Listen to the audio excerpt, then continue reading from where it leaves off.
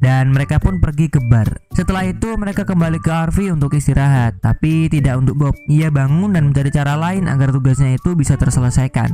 Ia mengetik ulang dan mau mengirimkannya lewat SMS, tapi lagi-lagi sinyal mereka menjadi kendala. Sampai akhirnya di atas RV lah ia baru bisa mengirimkan tugasnya itu.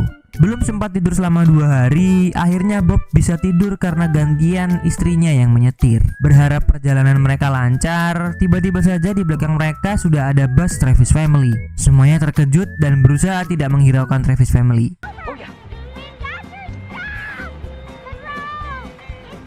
Padahal sebenarnya niat mereka baik, yaitu mau mengembalikan laptop milik Bob.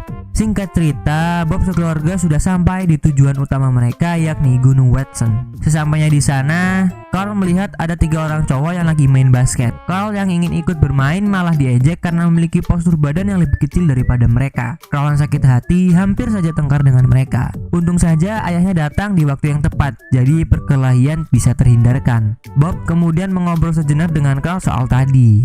Ya, tinggi badannya. Bob sebagai ayah terus meyakinkan kalau tinggi badannya Carl pasti bertambah dan dia akan tumbuh dewasa. Setelah itu mereka semua sedang barbekyuan, tapi tiba-tiba Bob dapat telepon dari Mallory. Mallory bilang kalau ia mau mengobrol perihal proposal yang dibuat oleh Bob malam ini di pesawat, karena Laird, teman kerja Mallory dan Bob, tidak menyukainya. Kemudian Bob, Jamie, Casey, dan Carl sedang berpetualang ke hutan. Karena Bob kepepet sama kerjaannya, ia berpura-pura sakit perut agar bisa kembali ke RV dan pergi ke tempat pertemuannya, dan caranya itu berhasil. Bob langsung aja pergi. Ketika sampai, Bob bertemu dengan Mallory dan Laird.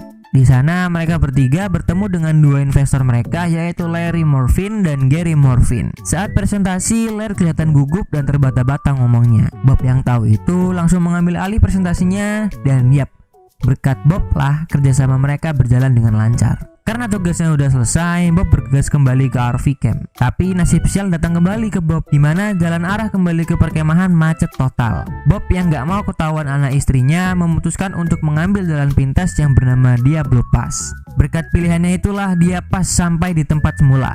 Mallory kemudian menelpon Bob lagi dan memintanya untuk menghadiri rapat esok hari. Keesokan harinya, Bob sekeluarga pergi ke sebuah danau yang indah banget. Disitulah momen dimana kebahagiaan keluarga mereka mulai kembali lagi. Tanpa sepengetahuan Bob, RV mereka melorot ke sungai dan tenggelam. Setelah momen bahagia tercipta, kekecewaan pun datang.